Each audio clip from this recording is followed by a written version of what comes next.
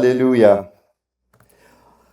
On va ouvrir la parole de Dieu dans Actes 3. C'est un passage qu'on connaît par cœur, mais c'est pas parce qu'on les connaît par cœur qu'il n'y a pas de leçons à retirer. Hein?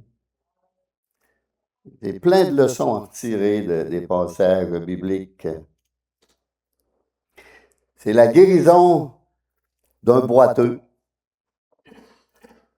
Alors, on peut s'élever pour la lecture de la parole de Dieu. Pierre et Jean montaient ensemble au temple à l'heure de la prière. C'était la 9e heure. Il y avait un homme boiteux de naissance qu'on portait et qu'on plaçait tous les jours à la porte du temple appelé la Belle, pour qu'il demandât l'aumône à ceux qui entraient dans le temple. Cet homme, voyant Pierre et Jean qui allaient y entrer, leur demanda l'aumône. Pierre, de même que Jean, fixa les yeux sur lui et dit, « Regarde-nous. » Regarde pas notre portefeuille, mais regarde-nous. Et il les regardait attentivement, s'attendant à recevoir d'eux quelque chose. Alors Pierre lui dit, « Je n'ai ni argent ni or, mais ce que j'ai, je te le donne. Au nom de Jésus-Christ de Nazareth, lève-toi et marche. » Et le prenant par la main droite, il le fit lever. Au même instant, ses pieds et ses chevilles devinrent fermes. D'un saut, il fut debout et il se mit à marcher. Il entra avec eux dans le temple, marchant, sautant et louant Dieu. Tout le monde le vit marchant et louant Dieu. Il reconnaissait que c'était celui qui était assis à la belle porte du temple pour demander l'aumône. Et ils furent remplis d'étonnement et de surprise au sujet de ce qui était arrivé. Comme ils ne quittaient pas Pierre et Jean, tout le peuple, étonné, accourut vers eux au portique dit de Salomon. Amen. Seigneur, puisses-tu nous parler par ta parole, nous la révéler, nous secouer même par ta parole, la rendre vivante, puissante, tranchante, pénétrante en nous-mêmes, Seigneur. Que cette parole prenne vie ce matin en chacun de nous. Dans le nom de Jésus, je prie. Amen. Amen. Vous pouvez vous asseoir. Alléluia. Nous venons de lire une œuvre puissante, accomplie par 2 apôtres. Dieu est-il le même? Il y en a qui ne sont pas certains ou quelque chose. Dieu est-il le même? Hier, aujourd'hui, éternellement. Alors c'est oui. Aussi vrai que le soleil brille et donne sa chaleur et sa lumière, il est vivant. Mais il faut se méfier d'un faux christianisme, malheureusement, qui se camoufle ou se cache sous l'étiquette de la religion et qu'il apporte une pierre, une roche, si vous aimez mieux, à la place du pain de vie et de la puissance du Saint-Esprit. Ces faux apôtres, déguisés en apôtres de Christ, apportent aux âmes affamées des pierres au lieu d'apporter le pain céleste. Et Jésus apportait le pain céleste. Il était le pain céleste. Ce faux christianisme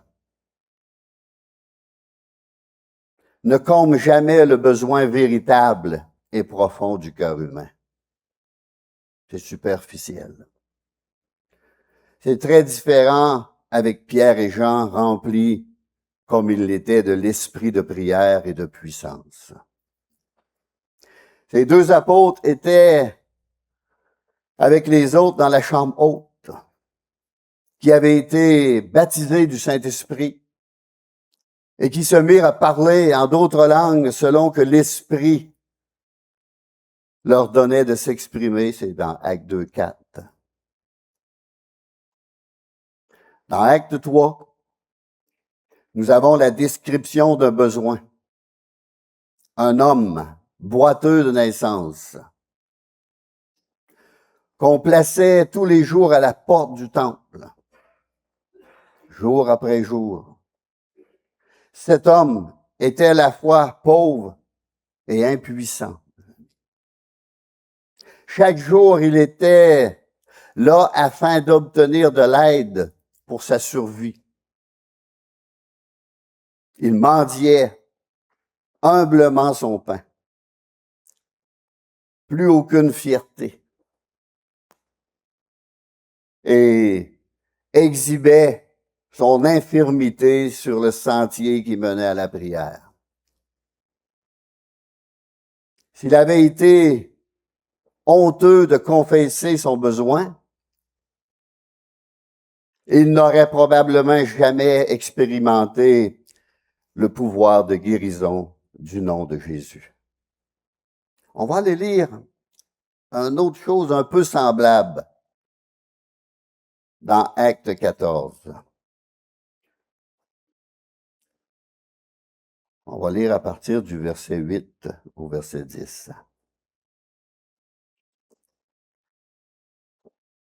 À Lystre se tenait assis un homme impotent des pieds, boiteux de naissance, et qui n'avait jamais marché. Écoutez bien, il écoutait parler Paul. Paul prêchait, Paul annonçait Christ, crucifié, ressuscité, Christ vivant. Il écoutait. Et il devait écouter attentivement. Et Paul, fixant les regards sur lui, et voyant qu'il avait la foi pour être guéri, et voyant qu'il avait la foi pour être guéri, dit d'une voix forte, lève-toi, droit sur tes pieds. Et il se leva d'un bond et marcha. Et marcha. Mais ici, ils ont pris Paul et Barnabas pour des dieux. Ils ont élevé l'homme au lieu d'élever Dieu. Et combien peut-être de nos jours élèvent l'homme sans trop s'en rendre compte? Hey, lui, il fait des miracles. Lui est puissant. Lui. Allons-y, allons voir. C'est Jésus. C'est Jésus qui fait tout. On l'a lu. Avec Pierre et Jean. C'est pas par notre piété. C'est pas par notre puissance. C'est dans le nom de Jésus. Je me souviens, j'avais été 3 jours à Montréal d'une conférence de pasteurs. Je redescendais tranquillement. C'était l'avant-midi. Il me manquait un cap de roue. Pour ceux qui ne savent pas c'est quoi, c'est enjoliveur de roue. Parce que des fois, on dit ça des Français, un cap de roue. C'est quoi ça? Un enjoliveur. Ah, ben là, ils comprennent. Puis, il y avait une clôture, puis elle était pleine. Bon, j'ai dit, je vais arrêter, voir si je n'en trouverais pas un pour mon auto. J'avais une vieille auto, ça fait que c'était des vieux caps.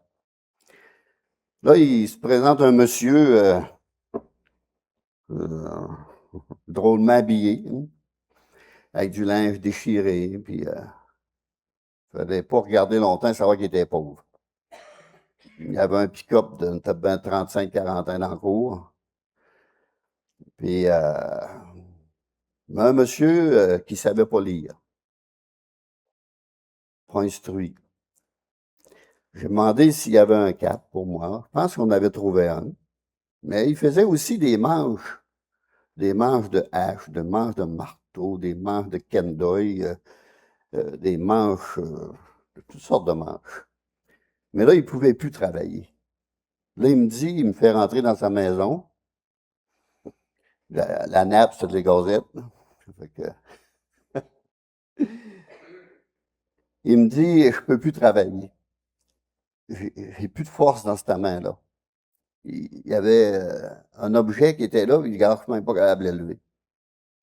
J'ai pris ma Bible, j'ai lu 3 passages environ sur la guérison de Jésus. Demandez-moi pas lesquels j'ai lus, je m'en rappelle pas.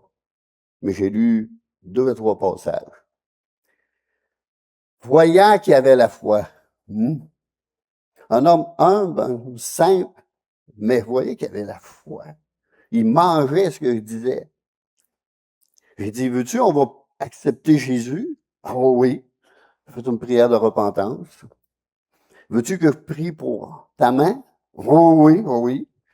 J'avais les yeux fermés, je commence à prier. Hey! La force est revenue, puis là, il prenait l'objet, puis j'en étais étonné moi-même, là. Parce que c'est ça, Dieu met sa main. C'est pas nous, là. On reste surpris de ce qui peut se produire. Mais avec les années, là, je l'ai laissé là, j'ai donné une Bible, mais il ne savait pas lire. Mais j'ai dit, tu as un voisin qui sait lire. Il m'avait parlé d'un jeune homme qui allait le voir souvent. Tu lui diras qu'il t'en lise une portion, mais qu'il vienne. Puis là, il avait mis dans un sac de plastique. Puis j'y retourne peut-être un an après. C'était après les fêtes. J'arrête, puis m'informer un peu de ce qui était devenu. Ah, il était là, il dit, viens t'asseoir, il me reconnaît. Tu sais, les affaires de même, ils nous reconnaissent tout le temps. Même quand on le témoigne, là, 20 ans après, il va te témoigner, il va te reconnaître. Là, je l'invite, il m'invite, m'assis. Là, il dit, as-tu au Nouveau Testament, ça? Oh, il va chercher ça dans un sac de plastique, dans un sac à pain, puis il sort le Nouveau Testament. Puis là, j'ai dit, est-ce qu'il est venu t'en lire? Oui, oui, il est venu quelques fois. Là, on va lire encore. Et là, il dit, le Seigneur m'a fait un beau cadeau à Noël. Un beau cadeau. Tu sais quoi?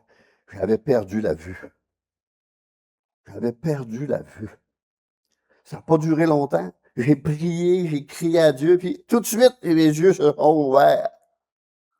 Ben, il dit, Seigneur, t'en prends soin.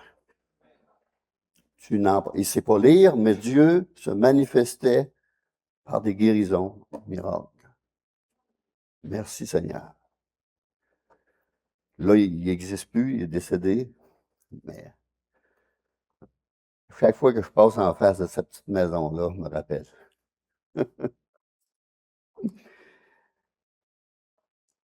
Alors, voyons un œuvre de foi. Pierre et Jean fixa les yeux sur lui et dirent, regarde-nous. Ça, c'était pour tout avoir l'attention, parce que si Jean et Pierre ont fixé les yeux sur lui, puis ont dit, regarde-nous, c'est parce qu'il n'y avait pas toute l'attention du monsieur, là. Lui, il s'attendait à recevoir quelque chose. Il avait peut-être les yeux sur la bourse, je ne sais pas, moi, mais ils n'ont pas dit regarde-nous pour rien, là. Regarde-moi, écoute-moi, là. C'est certain que ces paroles lui redonnaient de l'espoir. Et il les regardait attentivement, s'attendant à recevoir d'eux quelque chose. Quelque chose. Mais il savait que ces hommes-là n'étaient pas comme les autres, là. Chaque jour, il était là, puis il les voyait rentrer, il ressortait, puis il parlait, eux autres, là. Et vous savez, quand on est chrétien, on est repéré de loin. Il y a quelqu'un, même pas, je n'ai pas encore témoigné, cet homme-là. Et j'ai été donné la main à un service funèbre hier. Quand je suis arrivé à côté, il dit, ah, le curé? Oui, curé. On se fait appeler de toutes sortes de noms, là, mais... Et puis, à place de dire pasteur, ça, c'est mon curé qui est sorti. Oh oui, j'ai dit. Alors, les hommes remplis du Saint-Esprit éveillent certainement de l'espoir chez ceux qui les écoutent. Mm. Puis lui était là, puis il écoutait parler, il entendait parler des fois. Il savait que c'était pas des hommes comme les autres. Il le savait. Et Pierre et Jean, tout de suite, on dit, n'avaient ni or, ni argent, mais ils possédaient quelque chose d'infiniment meilleur, d'infiniment plus grand. Ils avaient foi dans le nom de leur Sauveur et Seigneur ressuscité. Et la croix et la Pentecôte sont les remèdes de Dieu pour une humanité boiteuse, impuissante et pécheresse. Que s'est-il produit? Un miracle par grâce, par pure grâce, par pure bonté. Au nom de Jésus-Christ de Nazareth. C'est précisé au nom de Jésus-Christ de Nazareth. Peut-il venir quelque chose de bon de Nazareth? De bien? Nathanaël avait dit ça. Alors, au nom de Jésus-Christ de Nazareth, bien précisé que c'était Jésus, le Sauveur. Lève-toi et marche. Et le prenant par la main droite, il le fit lever. Et au même instant, ses pieds et ses chevilles devinrent fermes. D'un saut, il fut debout et se mit à marcher. Il fut guéri. Ce boiteux demande de l'argent. Mais Pierre lui donne beaucoup mieux, l'usage de ses deux jambes. C'est beaucoup mieux que l'argent, ça. Nous demandons souvent à Dieu de résoudre un petit problème, parce qu'on a des tas de problèmes. Mais ce qu'il veut, c'est nous procurer une nouvelle vie et de s'occuper de tous nos problèmes. C'est ce que Dieu veut. Quand nous faisons appel à lui, il peut répondre, j'ai quelque chose de mieux pour toi. J'ai quelque chose de bien meilleur pour toi. Mais nous, on ne sait pas. Comme cet homme-là ne le savait pas. Nous pouvons lui demander ce que nous désirons, tout comme ce boiteux. Mais ne soyons pas surpris s'il nous donne ce dont nous avons vraiment besoin. Un salut éternel. C'est ce qu'on a vraiment besoin. Et ce que cet homme-là avait vraiment besoin, c'était de retrouver l'usage de ses deux jambes. Alors il fut guéri par la puissance du nom de Jésus. Au verset 16, c'est par la foi en son nom que son nom a affermi celui que vous voyez et connaissez. C'est la foi en lui et non en l'homme, là. En Jésus. C'est la foi en lui, Jésus, qui a donné à cet homme cette entière guérison en présence de vous tous. Une guérison miraculeuse. Ça, c'est un miracle, ça.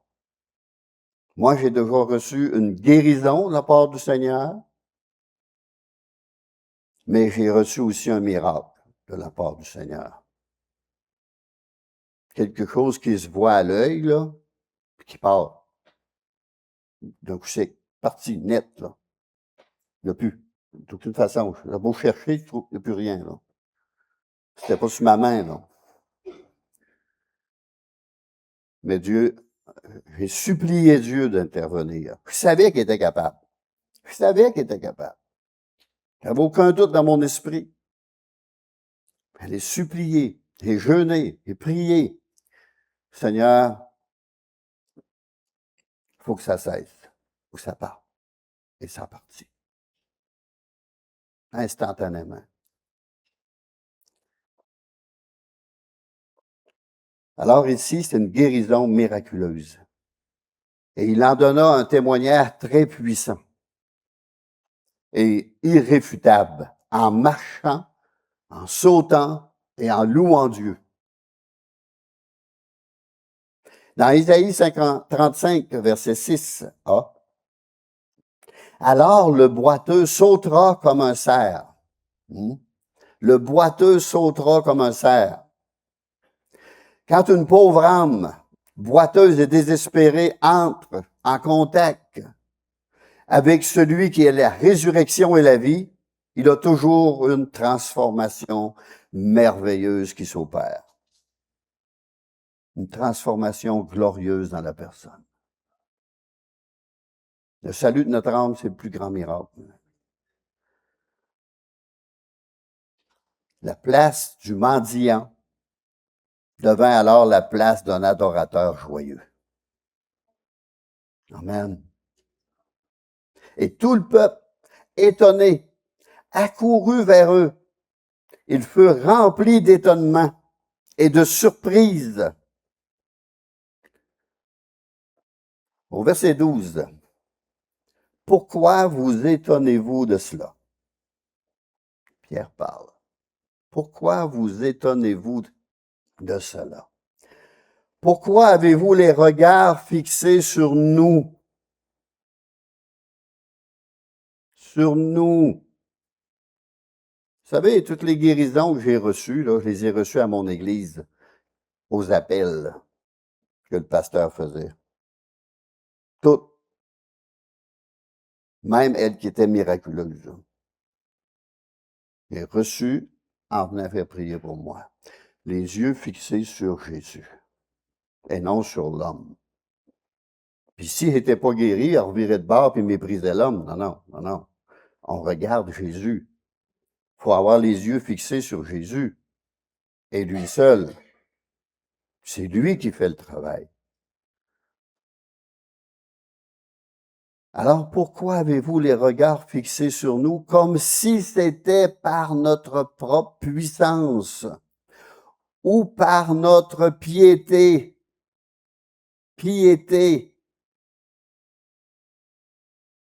que nous eussions fait marcher cet homme? C'était pas par leur puissance, puis ni par leur piété.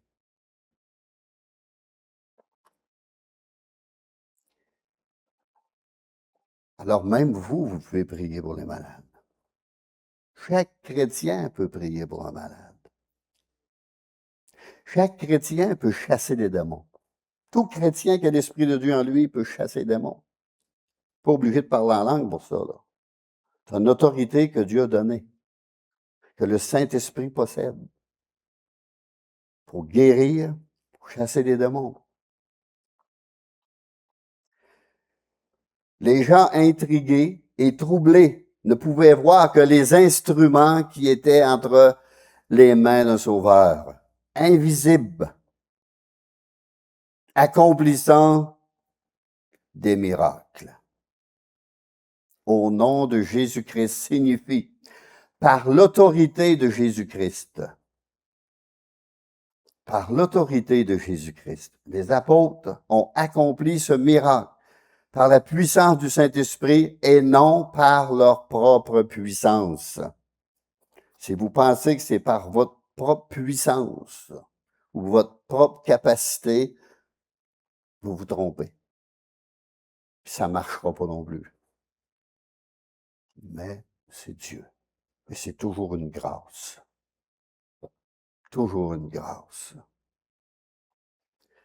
Dans Marc 16, 20, le Seigneur travaillait avec eux et confirmait la parole prêchée par les miracles qui l'accompagnaient. Ici, c'était pendant que Pierre prêchait, que Paul prêchait, je veux dire. L'homme savez, anciennement, on avait un pasteur, nous, qui était surintendant des assemblées de Pentecôte du Canada. Quand on avait une rencontre de pasteurs des assemblées de Pentecôte du Canada, il y avait au moins 2000 pasteurs et plus de réunis. Là. Lui, il était surintendant de tout cela. Mais moi, j'allais dans l'église, pendant qu'il était en Ontario, dans une de ces églises où lui allait. Il s'était retiré, là, il avait fini ses fonctions, mais il était à l'église. Puis, il m'avait dit qu'il avait commencé à prêcher à 16 ans. Puis, il y avait au-dessus de 6000 prédications chez eux. Fait qu'ils écrivaient. Il prenait le temps de faire des recherches. Il y en avait au-dessus de 6000. Il dit, nous autres, là, dans notre temps, quand on a commencé à prêcher, on faisait pas d'appel pour la guérison, jamais. On prêchait un sujet sur la guérison. On prêchait, on prenait la Bible, puis comme on fait là.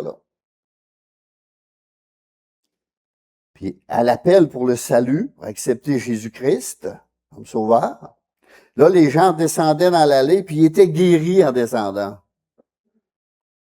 Pas tout le monde, ceux qui avaient la foi, ceux qui avaient écouté la parole. Ils étaient guéris en descendant. C'est certain que ça l'encourageait ceux-là qui étaient restés d'un banc, de descendre pour accepter Jésus. Moi, on n'a pas été élevés comme ça. On a été élevés qui faisaient des appels puis priaient pour nous. Mais ça, c'était un vieux livre. Et cette personne-là avait de l'âge aussi. Là. Puis un jour, ils ont voulu l'honorer. J'étais présent. Il y avait au moins 2000 pasteurs. Là. J'étais présent.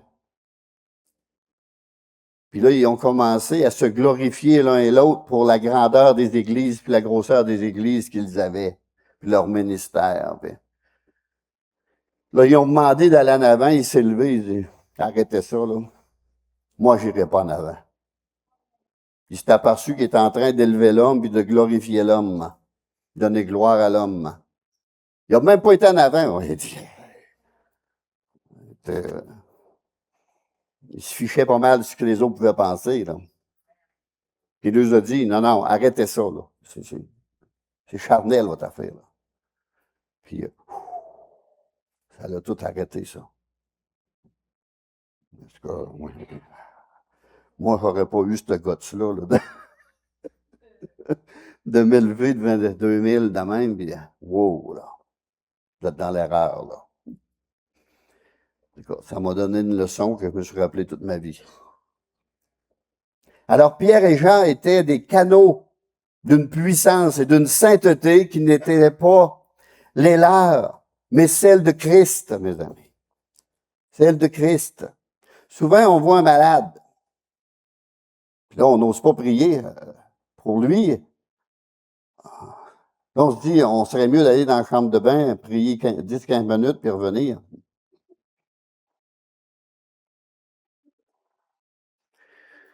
On a tout ce combat-là. Là.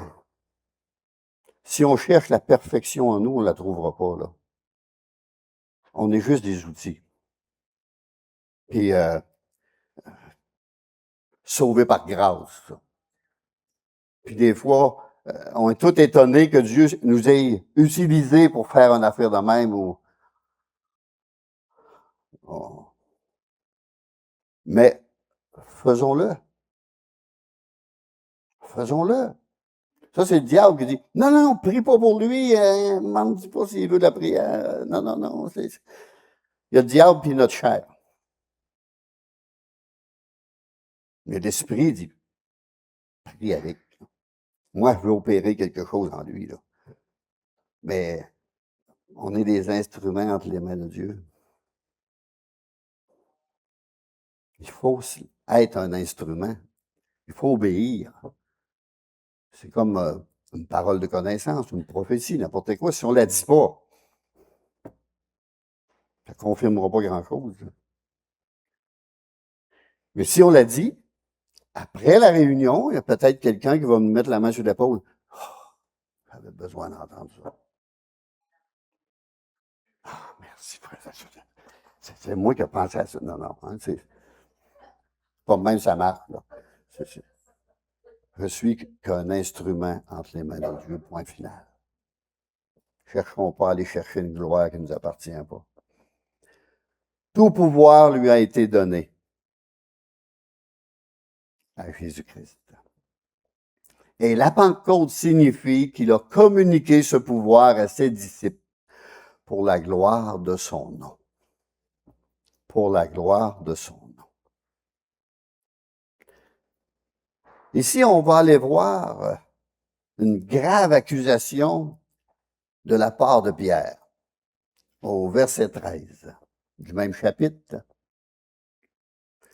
Le Dieu d'Abraham, d'Isaac et de Jacob, le Dieu de nos pères, a glorifié son serviteur Jésus, que vous avez livré et renié devant Pilate, qui était d'avis qu'on les relâcha,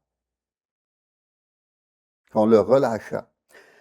Au verset 14, vous avez renié le saint et le juste, et vous avez demandé qu'on vous accordât la grâce d'un meurtrier. Vous avez fait mourir le prince de vie. Ils ont essayé. Que Dieu a ressuscité des morts, et nous en sommes témoins. C'est par la foi en son nom que son nom a affermi celui que vous voyez et connaissez. C'est la foi en lui qui a donné à cet homme cette entière guérison en présence de vous tous. Ils ne voulaient pas aucune gloire. Ils ont tout donné la gloire à Jésus. Et c'est ce qu'il faut faire.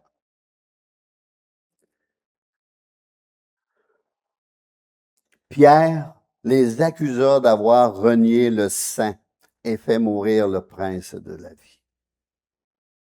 Puis il déclara, c'est par la foi en son nom que son nom a affermi, guéri celui que vous voyez et connaissez, le boiteux, le mendiant.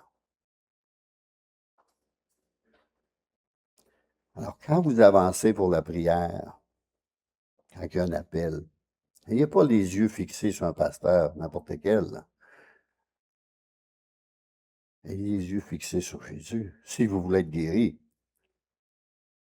Parce que c'est lui seul qui guérit. C'est ce qui nous est expliqué ici. Très clairement. C'est très bien expliqué que c'est lui seul. Puis même avec Paul, lorsqu'ils ont voulu faire un Dieu avec lui, il a refusé, il a même déchiré des vêtements. Arrêtez, là. C'est un homme comme vous autres, à moi, là. Arrêtez tout ça, ces folies-là. Pas dans mes mots, mais dans le... Ils ont pris d'autres mots, mais ils ont exprimé que... Arrêtez ça. Alors, Pierre, là, amena la preuve que Dieu avait ressuscité Christ d'entre les morts. C'est lui, le Christ ressuscité, qui a guéri cet homme. Alors, tout âme rachetée, sauvée et guérie est un signe qui témoigne de la résurrection de Christ. De la résurrection de Christ. On va aller dans 2 Timothée.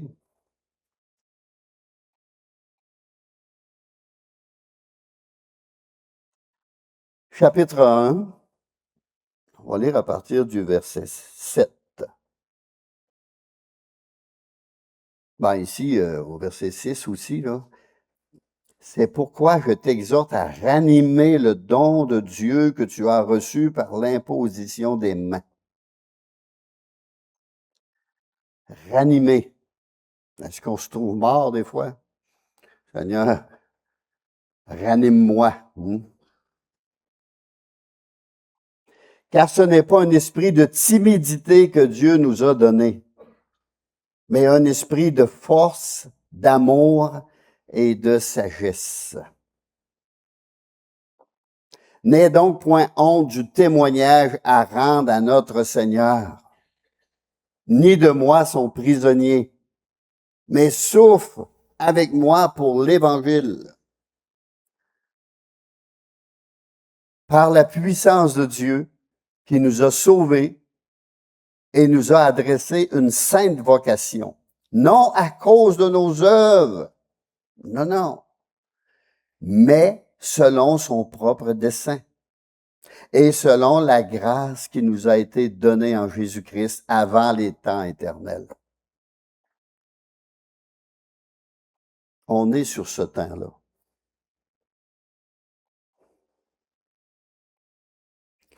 Revenons dans Acte 3, verset 17. Et maintenant, frères, je sais que vous avez agi par ignorance, ainsi que vos chefs. Mais Dieu a accompli de la sorte ce qu'il avait annoncé d'avance par la bouche de tous ses prophètes, que son Christ devait souffrir. Repentez-vous donc et convertissez-vous pour que vos péchés soient effacés. Une conversion, là, si tu t'en vas dans ce sens-là, tu vires de bord, si tu t'en vas d'un autre. Tu croyais en telle affaire, tu te vires de bord, tu crois en autre. C'est ça une conversion. Est-ce que vous êtes convertis ou vous êtes juste des chrétiens non convertis? On doit être des chrétiens convertis pour que vos péchés soient effacés, afin que des temps de rafraîchissement viennent de la part du Seigneur et qu'il envoie celui qui vous a été destiné, Jésus-Christ.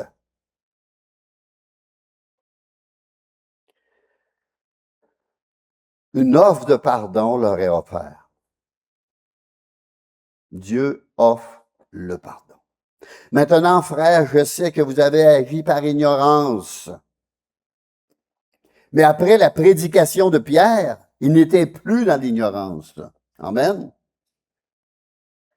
Là, il savait, là.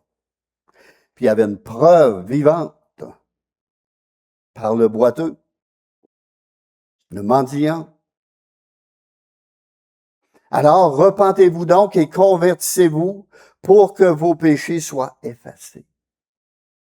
Oui, leur péché était très grand. Très grand. Mais là où le péché abonde, la grâce surabonde. Et le sang de Christ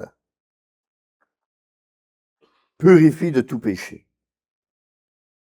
Le sang qu'ils avaient, de Christ, le sang qui avait coulé parce qu'il l'avait crucifié, avait le pouvoir d'effacer tous les péchés, aussi graves et nombreux qu'ils puissent être.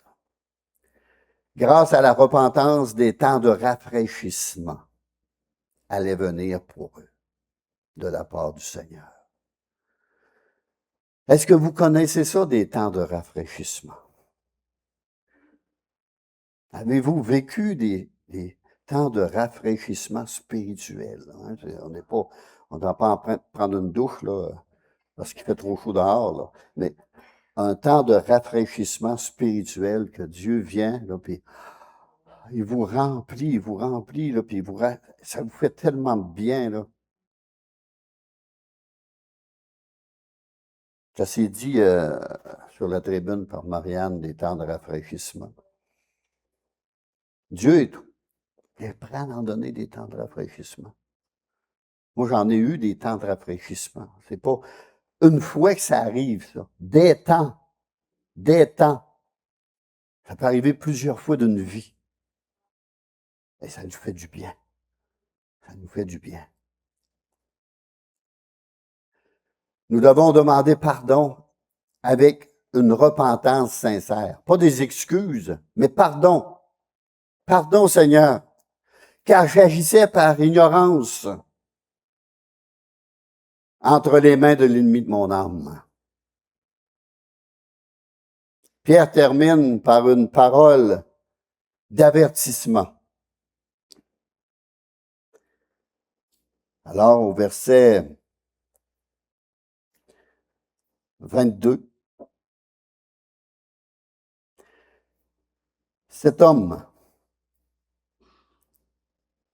il faut regarder si je suis bien dans la... Parce que des fois, ouais, voilà. Tourne au chapitre 3, mais elle va rester au chapitre 4. Hein. Moïse a dit, « Le Seigneur, votre Dieu, vous suscitera d'entre vos frères un prophète comme moi. Vous l'écouterez dans tout ce qu'il vous dira. Et quiconque n'écoutera pas ce prophète sera exterminé du milieu du peuple. » Prophète, c'était Jésus-Christ. Jésus est tout, il est souverain, c'est le créateur, il est prophète, il est tout, Jésus. Entièrement tout. Ce qui signifie que de rejeter le message du Seigneur, c'est rejeter aussi celui qui l'a envoyé. Il l'avait rejeté la première fois, mais là, il devait l'accepter. Là. Dans Luc 10, 16, « Celui qui vous écoute m'écoute, et celui qui vous rejette me rejette, a dit Jésus. Et celui qui me rejette, rejette celui qui m'a envoyé. » Mais ici, c'était Dieu qui avait envoyé Jésus-Christ. Mais nous sommes envoyés par Jésus-Christ, par le Saint-Esprit. Dans Matthieu 7, 24, c'est pourquoi quiconque entend ces paroles que je dis et les met en pratique sera semblable à un homme prudent qui a bâti sa maison ou sa vie sur le roc, sur la parole de Dieu, le rocher de la parole de Dieu, un rocher solide. Ce ne sera pas un homme sage et non un homme...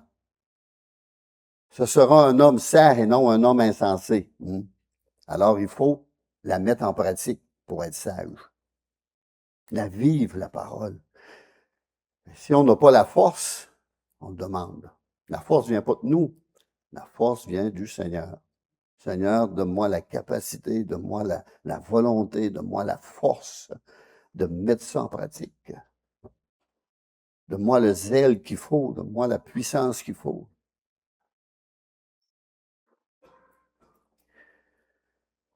Écoutez et votre âme vivra, car il a les paroles de la vie éternelle. Et dans Actes 4, 12, il n'y a de salut en aucun autre. Mais c'est pas ce que le monde veut entendre aujourd'hui, là. Avec la religion mondiale, là. Des versets même, là, on risque même d'aller en prison ces années-ci. Car il n'y a sous le ciel aucun autre nom qui a été donné parmi les hommes par lequel nous devions être sauvés. Un seul nom. Un seul Seigneur, un seul Sauveur, Jésus-Christ. Et Jésus l'a dit lui-même, « Je suis le chemin, je suis la vérité, je suis la vie. Nul ne vient au Père que par moi. » Et c'est Jésus qui le dit. Et l'autre, c'est l'apôtre Pierre, supposément le chef de l'Église. C'est certain qu'ils n'y croient plus s'ils ont de recru à ça. Parce qu'ils rejettent toutes les paroles de Pierre. Relirez les épîtres de Pierre, vous relirez les évangiles, dans les évangiles, ce que Pierre a dit. Ça fait longtemps que tout est rejeté. Tout est rejeté par les hommes. J'inviterai les musiciens